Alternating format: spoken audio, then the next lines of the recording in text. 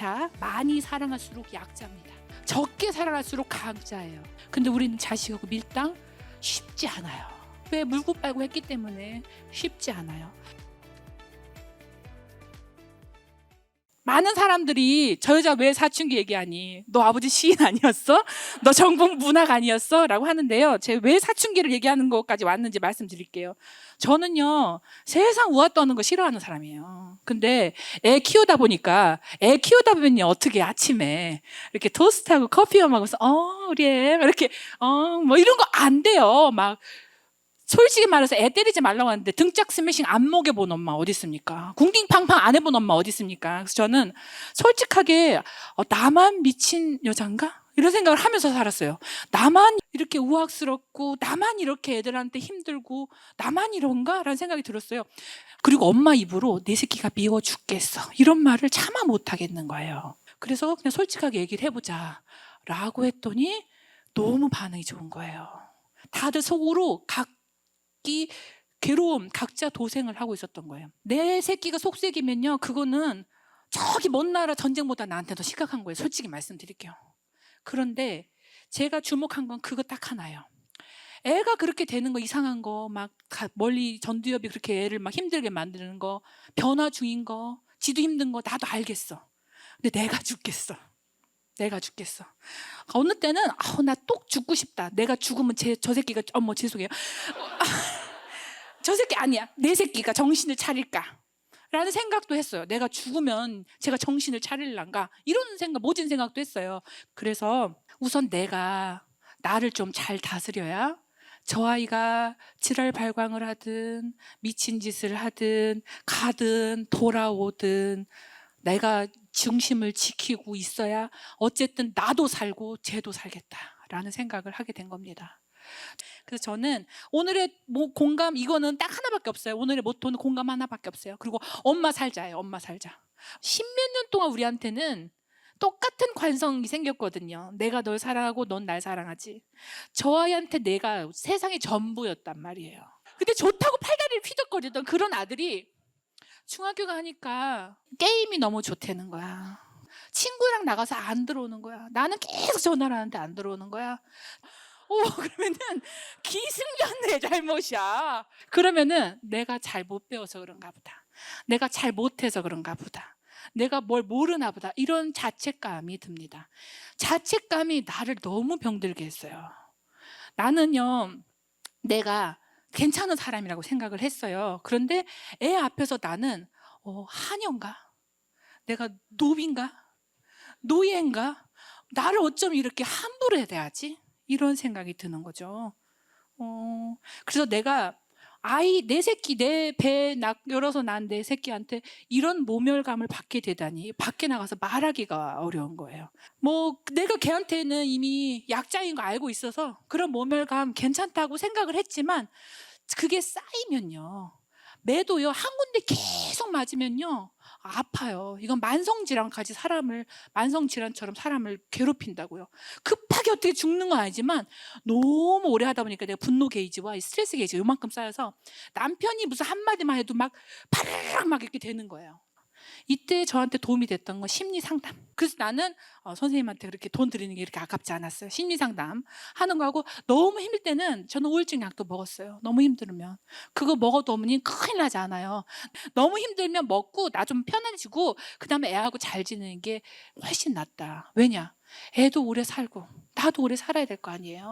그래서 우리는 나부터, 내 마음부터 구하자. 내 마음이 지옥일 때는 세상 무슨 솔루션이 필요 없으니까 내가 혼자 씩씩하게 살면 그 다음 사춘기 아이 이야기는 그 다음에 힘이 있어야 해서 쫓아가서 붙잡아오든 PC방을 뒤져갖고 유차다 찾아서 끌고 오든 할 거 아니에요. 그래서 내가 우선 힘을 찾아야 된다, 이런 생각이에요. 그때 이런 생각 했어요. 이런 생각.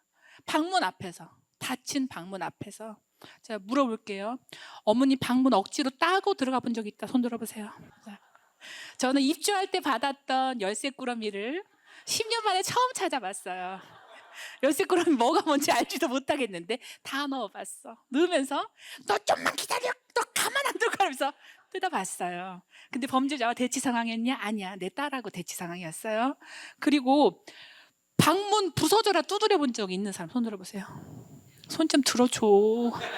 나만 했으면 나 좀 그렇잖아요. 내가 이 책 썼더니 내 친한 친구가 자기 아이 방문 사진을 찍어서 보내줬어요. 내가 아무 말도 없어. 방문 사진이야. 망치 망치로 구멍을 냈어. 그래갖고 보냈더라고요. 그래서 나도 너랑 다름없다 이렇게 얘기를 해서 얼마나 크나큰 위로가 되는지 몰라요. 자, 우리 그런 위로를 서로 받는 거예요. 여러분 제 책 보면 솔직히 어머 서울대 교수도 이렇게 지랄발광 요지경 세상 사는구나 이런 생각 하셨죠? 여러분 안심하세요. 서울대에 저 비슷한 언니들 많아요. 세상 사는 거 다 똑같아요. 자, 각자 도생의 시대에서 우리는요 같은 경험을 하고 있는데요, 세상은 엄마한테 너무 가혹한 프레임을 씌워요. 우리를 되게 성모 쪽으로 조금 끌어당기는 그런 게 있어요. 그런데 솔직히 말씀해 보세요. 밤새 애가 울면 나도 울고 싶고 열 안 떨어지면 어떻게 될지 모르겠어. 그렇게 종종거리면서 갔는데 이거를 각자 하나씩 하나씩 배우면서 우리도 엄마가 되어가고 있는 중인데 처음부터 엄마한테 너무 완성형을 요구를 해요. 이 인생 사람 수명은 점점 더 늘어나는데 왜 다 완성형을 원하냔 말이야. 엄마는 과정형이에요. 어떤 엄마도 완성형 아니에요. 자기가 잘못해서 애가 그 모양 그 꼴이 된 게 아니야. 우리가 잘못해서 그렇게 된 게 아니야.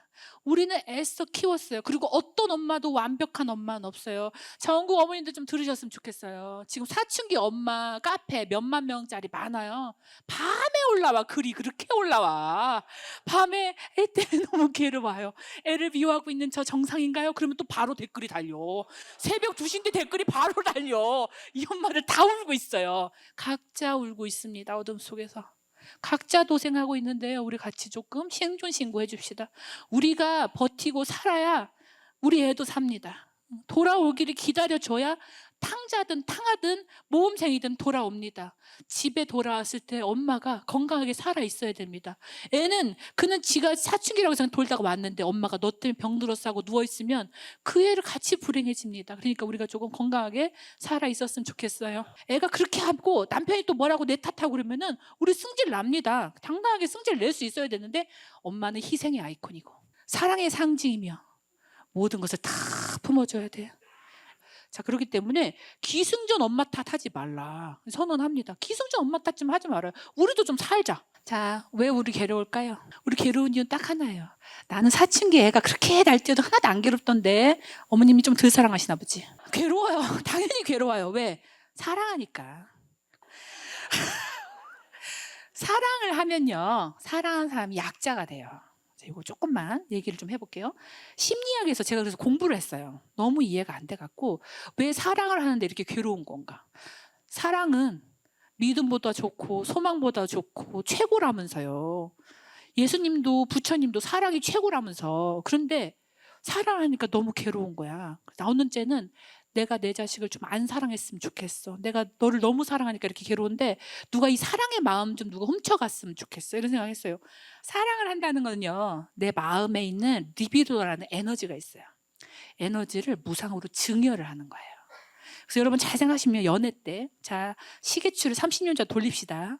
연애 때 처음 사랑하면요, 그냥 묻지도 따지지 않고 그냥 뭔가 막 내가 강아지가 된 것처럼 막 이렇게 주게 돼요. 막 보면은 꼬리가 막 돌아가고 그 사람 보면 뭐 주고 싶고 막 이렇게 생각이 들어요.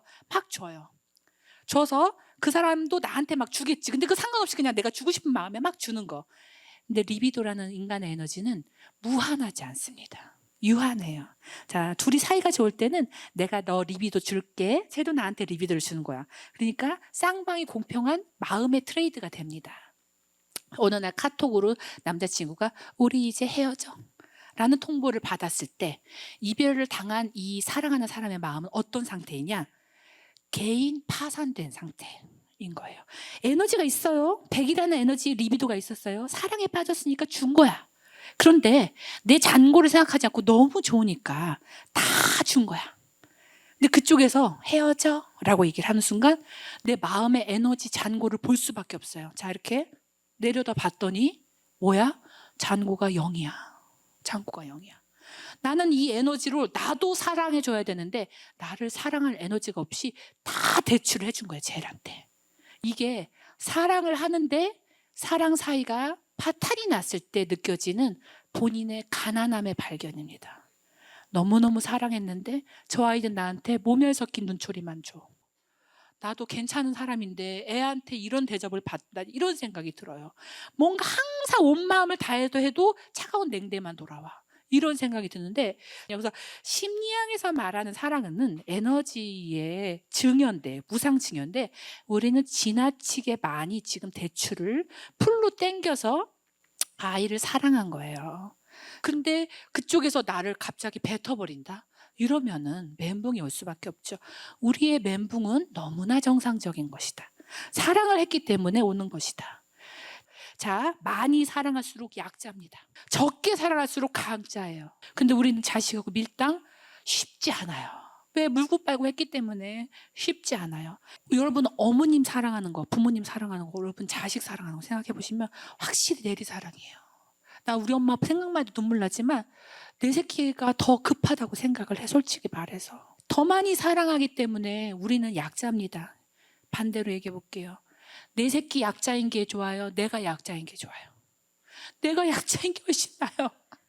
이 더럽고 치사한 사랑의 관계에서는 내가 그냥 약자인 게 나아요. 그냥 약자 할래요? 라고 생각하면 마음이 좀 편해져요. 자식은 원래 힘든 겁니다. 성철 스님께서도 힘들으셨대요. 자, 그래서 자, 시를 한 편 읽어볼게요. 우리가 약자입니다. 이래 돌아보면 우리 아버지도 나한테 약자였더라고. 이거는 책이 없는 시인데 너에게 감사래요. 저 너에다가 남이네를 넣어보니까 또 너무 미안해지더라고요. 사랑하는 사람들 사이에서는 더 많이 사랑하는 사람이 단연코 약자라는 비밀.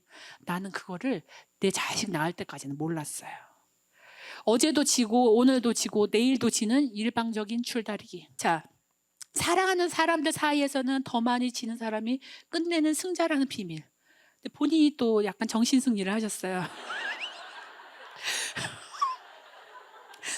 이게 시인의 특징이에요. 뭐든지 자기한테 좋게 생각해.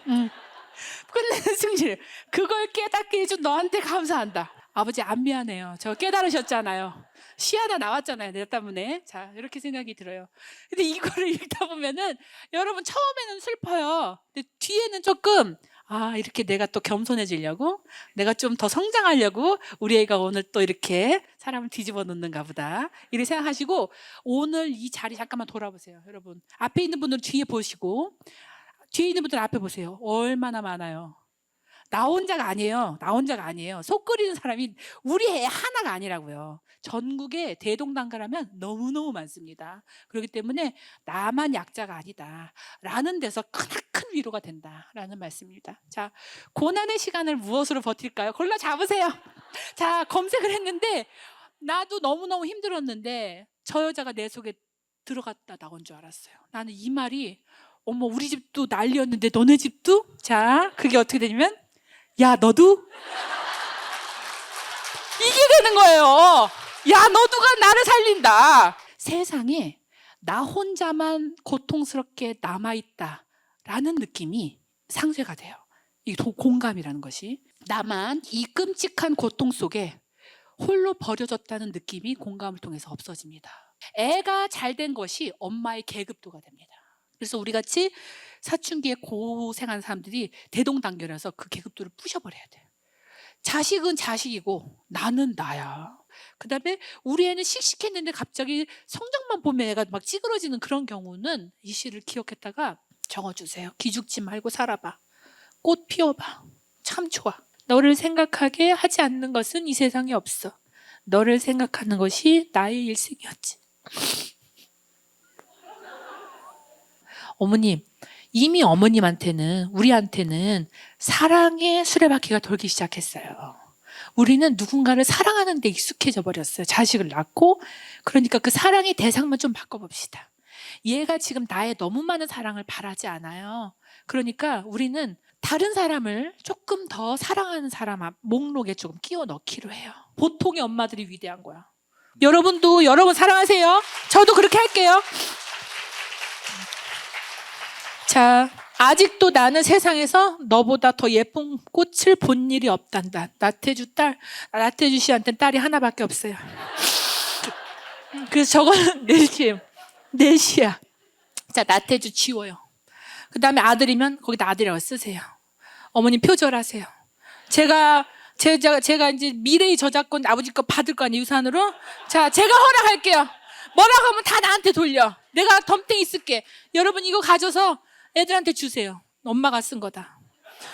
엄마가 너를 생각하면 애들 절대 모를 거야. 자, 아직도 나는 세상에서 너보다 더 예쁜 꽃을 본 일이 없단다. 엄마 이름 써. 그러면 거기다가 제목을 딸이나 아들이나 애들 이름 붙이세요. 그래서 갖다 표절 권장하는 사회 너무 좋다. 자, 이렇게 하셨으면 좋겠고요. 바보 같은 짝사랑 중인 거예요. 우리는 지금 더럽게 치사한 짝사랑 중인 거예요. 시작했으면 끝까지 가야죠. 짝사랑 할 겁니다. 그까짓 거 한번 잘 해봅시다. 여러분 감사합니다.